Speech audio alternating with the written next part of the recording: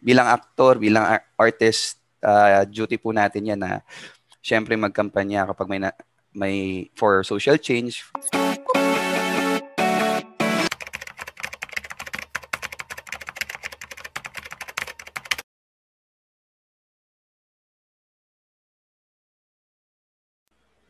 Hello, good evening, Roar Nation. I'm Richard Paglikawan, your host for today, and we have here one of the promising guys in local showbiz. We have known him in the indie films like Bar Boys, Bakwit Boys, and then Dead Kids. He was last seen in TV series FPJ's Ang Probinsyano as Ivan Ponce, and now mas solid na siyang kapamilya as he signed a contract with Star Magic. Please welcome Vance Larena. Hello, Vance. Ay, Sir Richard, hello po sa Roar Nation. Maraming salamat po sa pag-imbita po sa akin dito. So, kumusta naman ang araw mo ngayon? Mabuti naman po, medyo malamig dahil umuulan-ulan. Kamusta po? Okay naman. Actually, hindi pa umuulan dito. Ayun. Bali, noon recorded performance mo yung Enzo Santo in 2020. Alam 2010? namin from 2010 pala. So, alam namin from Theater ka at saka nag-Bar Boys ka noong 2017. May I know kung paano ka nakapasok sa showbiz? Kung paano yung naging journey mo? Kasi medyo matagal ka rin naman pala from theater. Yes po. After ko po magteatro, nagkaroon po tayo ng unang dalawang pelikula, yung Bar Boys and Bakwit Boys. After, parte po yung dalawa na yon ng pista ng pelikulang Pilipino. After po talaga ng Bakwit Boys, doon po ako, sabihin natin na-discover ng ABS at naimbitahan na lumabas sa TV for the first time for Ipaglaban Mo. Tapos nagtuloy-tuloy na po yon at ayun na po yung simula ng pagpasok ko sa showbiz. At dahil masasabi natin tuloy-tuloy ito, ngayon, into singing ka rin naman. Tapos from Tama last year, ngayon naman Panghabang Baby. Kwentuhan mo naman kami dun sa tuloy-tuloy mong pagpasok, especially sa singing ngayon. Ayun, naimbitahan din po tayo ng Star Music and Star Pop na makapag-record po ng kanta po para sa kanila. At ayun, di ko naman po akalain na magkakaroon po ako ng dalawang single agad. Yung Tama at Panghabang Baby. Kung gusto nyo pong mapapakinggan nyo po yun sa YouTube, sa Spotify, it's lahat po ng mga streaming platforms. Available pa rin po siya. Maganda po yung dalawang kanta na yun. Yung isa, medyo pang heartbroken, pero yung isa, pang kilig-kilig naman. Kaya kung gusto nyong kiligin o kung gusto nyong maiyak, pakinggan nyo po yung dalawang kanta na yun. Tama at Panghabang Baby. Tell me more about those two singles. Yeah. Ano yung story about dun sa Tama? Sa Tama muna tayo.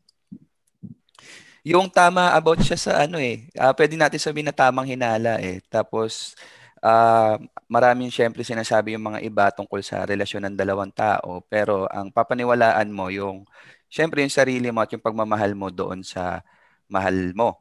Doon naman sa Panghabang Baby, ito naman po ay dinededicate sa mga mga talagang mahal natin sa buhay na feeling natin ay panghabang buhay na. Kaya siya tinawag na Panghabang Baby kasi parang play of terms yon sa panghabang buhay at baby.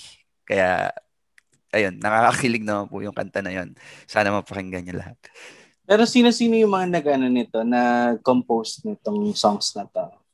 Ang lyrics po ng Panghabang Baby ay from Nino Reyes and Sir Philip Vinoya. Music po kay si Sir Philip Vinoya po ang gumawa. Ganon din sa Tama naman po, words and music by Sir David Dimagila. Ayan po, produced by Star Pop. Ayan po. Pero nakakatuwa lang kasi syempre una lang namin ikaw nakilala sa acting tapos ngayon talagang into singing ka na rin. Yes po. And ayun, nakita ka rin namin sa suspense, sa drama, sa action, sa romance. Pero from those projects na ginawa mo, do you already have particular genre na parang gusto mo mag-focus? Kung mag-focus, wala naman po kasi lahat po ng genre gusto kong gawin para mapakita din po natin yung versatility natin bilang aktor. Pero na-enjoy ko pong gawin kapag comedy kasi very challenging talaga gumawa ng comedy. Sabi nga nila, it's easier to die than to make comedy. So, ayun, sana makapag-comedy din po makagawa din po tayo ng comedy o kaya sitcom para ayun, matutunan din natin kung paano magpatawa. Ayun na nga, last Saturday, you've been introduced as one of the Star Magic talents. 40 plus kayo. So, what made you decide to be part of this management despite, syempre, hindi naman sigurado, lalo na yung panahon ngayon? I've always wanted to be part of Star Magic po talaga. Actually, ilang beses din po ako nag-audition sa Star Magic. Pero hindi po ako natanggap. Siguro dahil musmus pa lang ako noon. At ayun, kailangan natin pagdaanan lahat ng mga pinagdaanan natin para maabot yung pangarap natin. Ngayon, nung may kumontak po na nag-iimbita para maging parte ng Star Magic, syempre ginrab na po natin yung opportunity dahil oras at saka universe na po ang gumawa ng paraan para makapasok po tayo dito. Kaya ayun, nagpapasalamat po talaga ako ng gusto na naging parte na po ako ngayon ng Star Magic. At eto na nga, before ka sumalang kasi dito, pina-check ko yung mga keywords na from our site na pumapasok na parang kaakibat na pag sinabing Vans Larena, ito yung another keyword na hinahanap tungkol sa'yo. Ano pong browser yan? So eto na, yung mga searches tungkol sa'yo, let's see kung ano yung marireact mo dito. So first, search keyword na pumapasok kasama yung Vans Larena. Actually, medyo censored to. Pero kinuha ko lang yung two words na pumapasok sa'yo. Vans Larena, sexy, thirst trap. Grabe naman. Ayun agad. Ayun agad lumalabas sa akin. Di ko alam kasi tinatry natin. Actually ngayon, sa ngayon kung makikita nyo ako sa personal, medyo lumulusog tayo. Pero ayan, tinatry ulit natin ibalik yung dati nating katawan. Kaya sana magtuloy-tuloy na. Baka susunod na dyan, papalit dyan, Vans Larena, chubby-chubby, ganyan. Pero hindi ka ba natutuwa or natatawa kapag yung mga tao, yun yung sinesearch tungkol sa'yo? Sinesearch ba? Talaga? Hindi ko po alam yung magiging reaction ko kasi nahihiya po ako.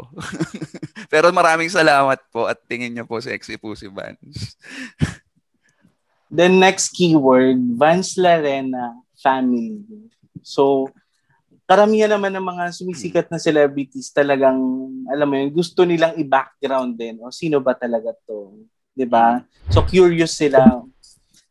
Sino ba si Vans Larena at saka yung family? Yung pwede mong i-share sa amin. Hindi siguro kaya nasa-search yan kasi para di kong bukang bibig na mahal ko yung pamilya ko. Kasi kung di naman dahil sa kanila, hindi ko mararating kung nasan man po ako ngayon.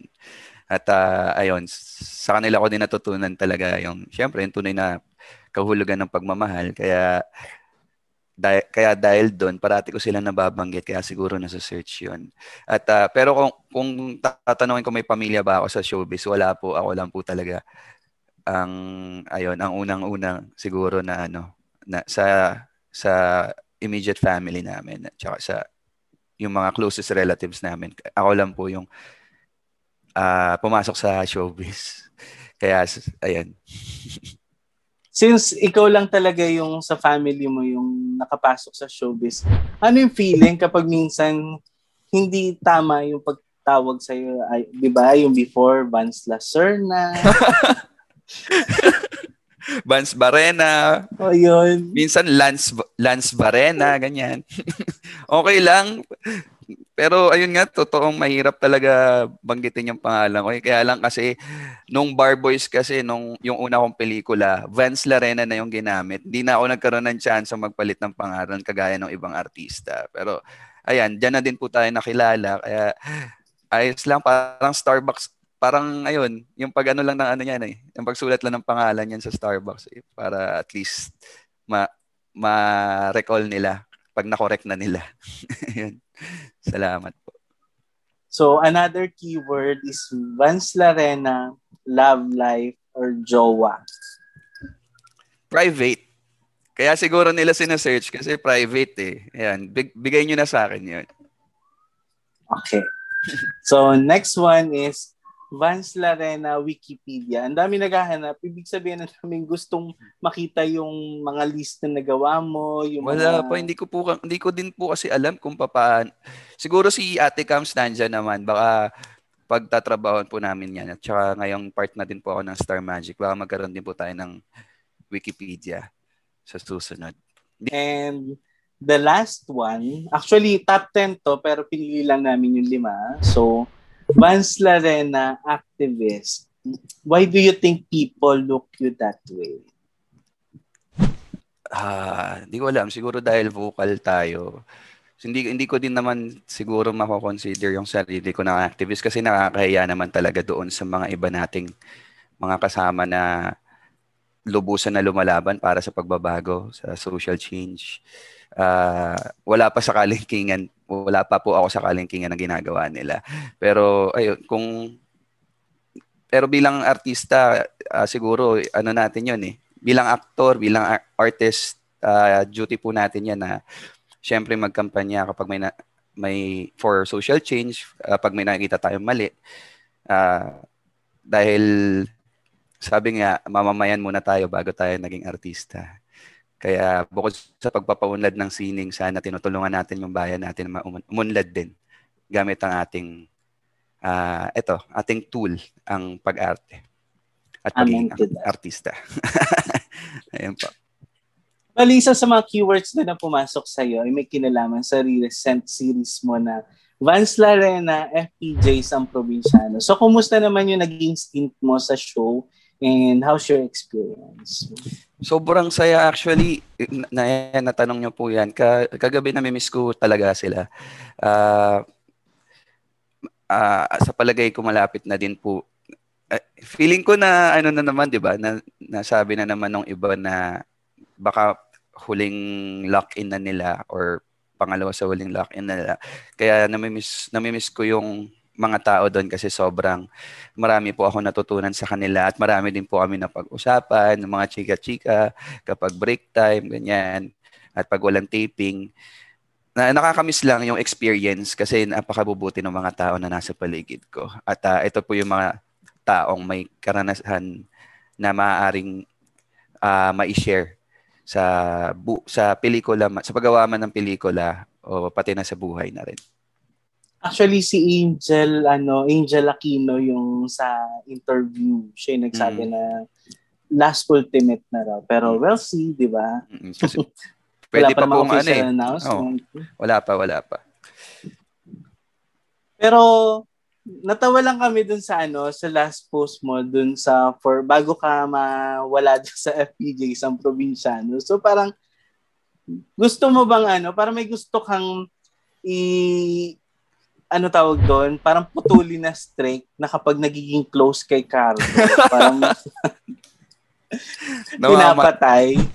Namatay. Hindi, inside joke kasi yun eh. Tsaka sinabi din yun ng character ni Tita Charmaine eh, Buen Camino. Sabi niya kasi lahat na dumidikit kay Cardo, namamatay, minamalas. So sabi ko dun sa post ko, hindi ako naniniwala na lahat ng dumidikit kay Cardo eh. Ayun nga, para minamalas. Tapos ayun, namatay ako. kaya totoo pala yun. Pero hindi naman lahat. Hindi naman lahat na nakadikit. Kasi magkakasunod kayo eh. Opo.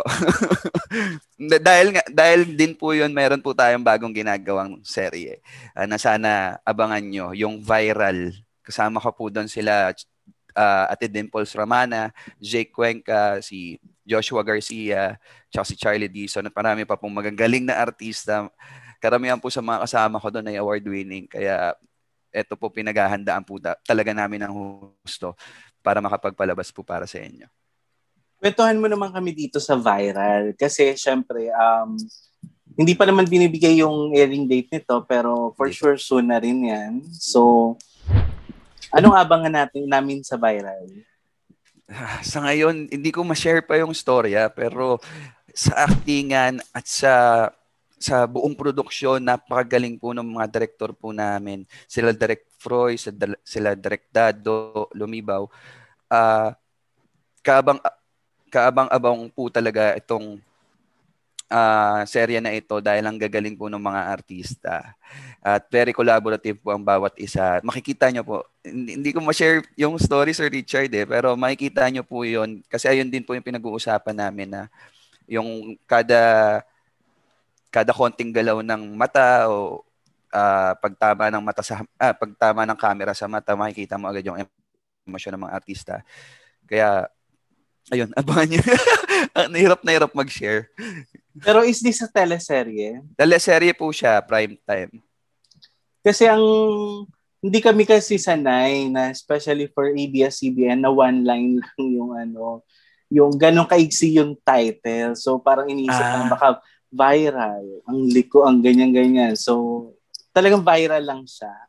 Sa ngayon po, viral pa lang po talaga eh. Ayun. Pero hindi ko pa po alam kung magbabago, pero viral po talaga yung title niya sa ngayon. Okay, so meron kaming random questions we need to know. So, okay, first question, who's your showbiz crush? Ann Curtis. Kanino ka pinaka-starstruck sa showbiz? Pinaka na starstruck kay Ann Curtis. Sa kanya pa rin talaga, ha? What do you like doing in your spare time? Watching movies. How would someone get your special attention? Say hi. What's the weirdest thing a fan has ever done to you?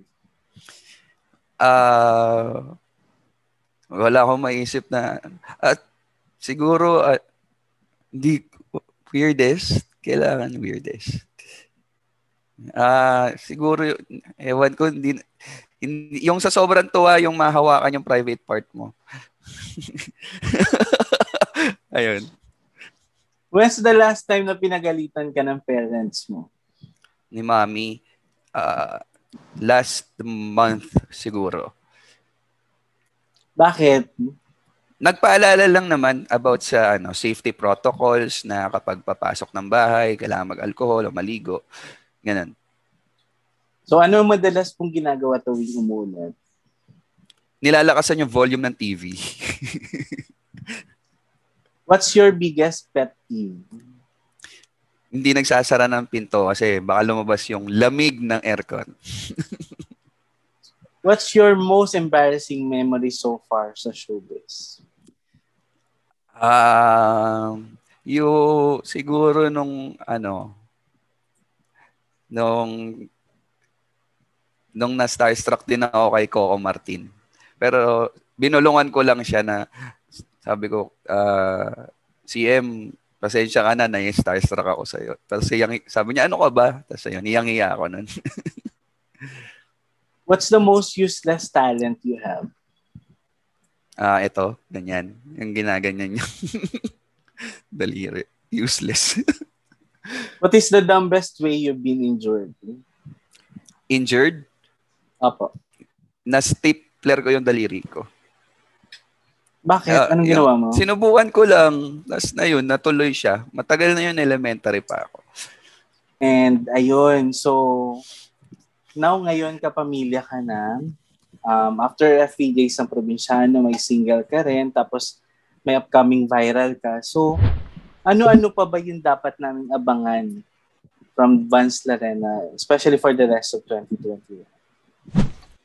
Siguro bukod po sa showbiz, meron po tayong itinatayong restaurant o bagong negosyo. Kaya sana makilala din yun ng mga tao.